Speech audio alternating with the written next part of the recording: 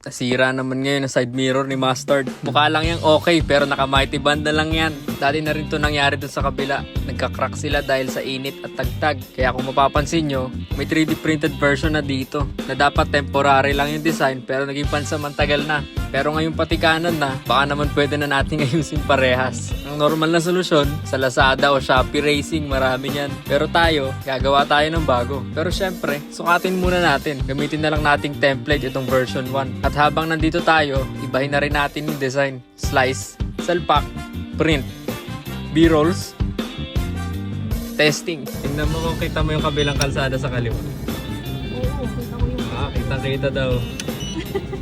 Yung pansamantagal side mirror mount natin na nauna ay matagal-tagal na rin nakakabit at hindi naman siya natunaw sa init o nabali dahil sa tagtag. Kaya itong bago sigurado, pang matagalan ng totoo. Ayun lang muna ulit ngayon. Salamat sa panonood. See you soon!